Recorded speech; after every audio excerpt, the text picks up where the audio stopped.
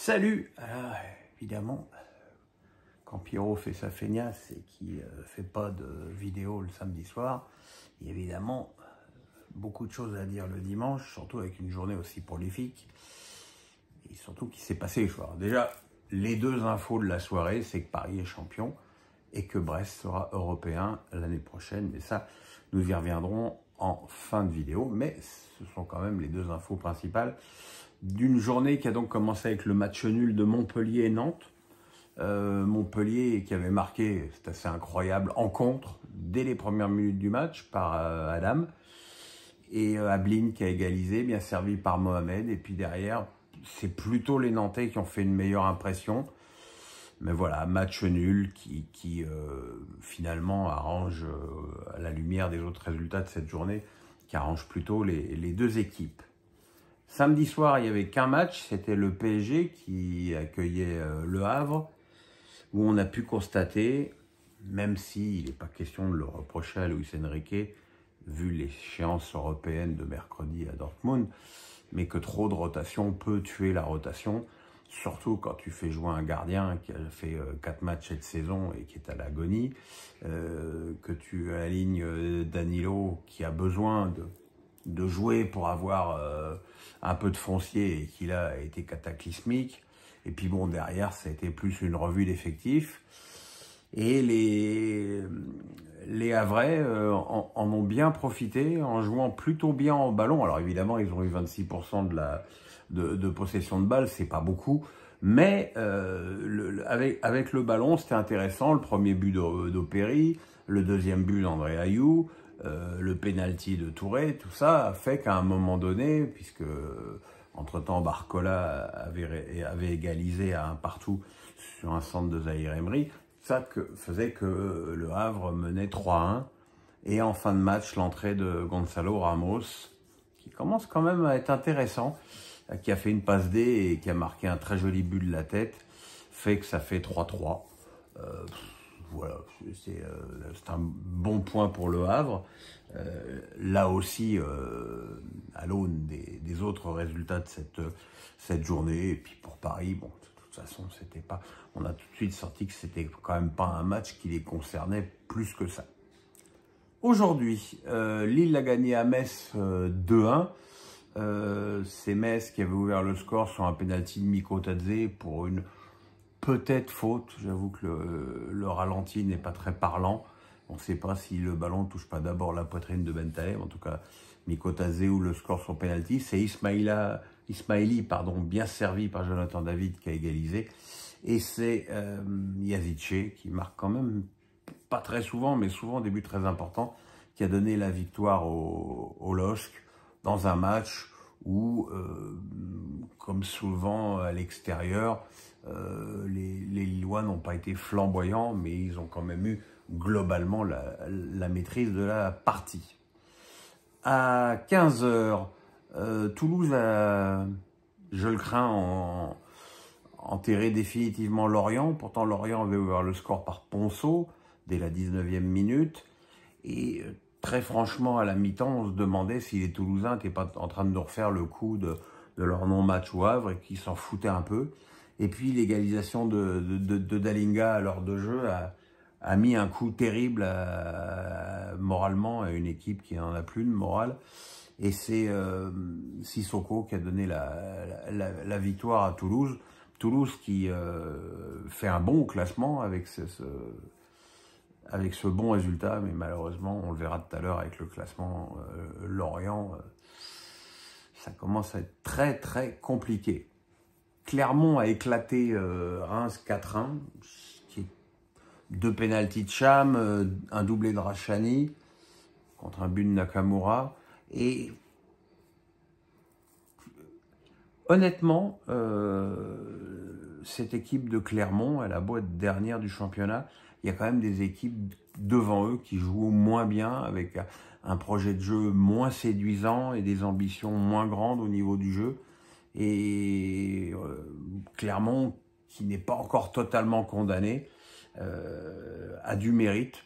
Par contre, Reims, 13e défaite de la saison, depuis l'année 2024 et le départ de Matuziwa à Rennes. Il n'y a plus rien à Rennes. À Reims, pardon. Il n'y a pas grand-chose à Rennes non plus, d'ailleurs. Mais voilà. À Strasbourg, Strasbourg a fait une super première mi-temps. Un poteau de Bakwa, un but de Bakwa qui a bien suivi un tir des mégas repoussés par Boulka. Et franchement, Strasbourg montrait un visage très séduisant. Et il a fallu cette bourde de Delaine qui a concédé un penalty inutile et qui a permis à Guessant d'égaliser avant le retour au vestiaire. Et puis en deuxième période, les Strasbourgeois jouent à la baballe. Diarra envoie directement le ballon en corner. Sur le corner, tête de Danté. Ce but a sonné le glas des ambitions strasbourgeoises dans ce match. Et sans faire un match ébouriffant, les Niçois ont marqué un troisième but par Sanson, qui là aussi permet aux Niçois d'espérer encore jouer la Coupe d'Europe. À 17h, qu'est-ce qu'il y a eu comme match aujourd'hui? À 17h, on a eu probablement le match de l'année, parce que d'abord, Brest a gagné 5-4 à Rennes. Alors c'est vrai que pour voir un match à 9 buts, il y a forcément des défenses déficientes. Il ne faut pas non plus rêver. 5-4, ça veut dire que les défenses ont été mauvaises, mais les attaquants ont été bons. Et ça a été un match assez incroyable au niveau de son scénario. Rennes qui mène 2-0 avec un doublé de Kalimuendo. Les Brestois qui reviennent à 2-2 avec un but de Mounier et un but d'Omari. Le nombre de points qu'Omari a coûté à Rennes cette année, et voir que ce gamin est encore titulaire dans cette équipe, moi, ça m'assoit. Brest revient à 2-2, puis mène 4-2 avec un super but de la tête de Satriano et une reprise de Camara. Et là, on se dit, c'est comme à Lyon, et cette fois, la leçon a été retenue par Brest. Que nenni! Puisque les Rennais sont revenus à 4-2 avec un très joli tir de loin de Théâtre et un but de Terrier sur un coup franc astucieux de Bourigeaud. Et là, on se disait, bon, 4-4, match formidable, formidable. Et puis, à la dernière minute, Brasier, d'une tête plongeante, a donné la victoire à Brest. Évidemment, c'est un résultat magnifique pour des Brestois qui étaient quand même en perte de vitesse depuis quelques matchs et qui leur permet maintenant d'être mathématiquement européens. Alors, on ne sait pas encore quelle Coupe d'Europe, mais la Coupe d'Europe, elle sera à Brest l'année dernière. Et quoi qu'il arrive, c'est déjà un résultat magnifique. 9 buts à Rennes et 5 à Lyon-Monaco. Monaco qui a ouvert le score dès la première minute par Ben Yedder. Mais les Lyonnais ont du caractère. Et Lacazette a mis son but hebdomadaire. Benrahma a donné l'avantage à Lyon. Et franchement, c'était un bon match avec deux équipes qui se rendaient coup pour coup. Et c'est le petit Fofana qui est rentré en cours de jeu et qui me semble être un joueur extrêmement prometteur qui a donné la victoire à Lyon. C'est un coup d'arrêt pour Monaco, mais Lyon a très bien réagi après sa lourde défaite à Paris. Et ça peut permettre à Lyon d'espérer ne pas avoir à compter sur une hypothétique victoire en Coupe de France pour être européen l'année dernière, ce qui est évidemment un résultat fabuleux quand on se souvient des premiers mois de compétition pour les Lyonnais. Et puis ce soir, Marseille a battu Lens 2-1 avec un but, là aussi, dès la première minute d'Aubameyang, bien servi par Ndiaye. Et puis, voilà, je comprends pas que Francaise soit englué systématiquement dans cette tactique qui mise quand même avant tout sur une assise défensive costaud, mais quand tu prends un but au bout d'une minute, il faut tout de suite essayer de proposer autre chose. Ça n'a pas été le cas. Et en fait, les Lensois ont égalisé à la 77e minute par un très joli but de la tête de Saïd, bien servi par Aïdara, mais c'était aussi la résultante du traditionnel maintenant coup de pompe physique des Marseillais qui semblaient d'ailleurs totalement à l'agonie à ce niveau-là. Et ça a été vraiment une surprise que Pape Gueye, à la suite d'une mauvaise relance d'Aïdara, sollicite Aubameyang qui lui remet, encore donc but et pas D pour Aubame, et qui me trompe Samba d'un tir croisé. C'est une victoire de Marseille au courage.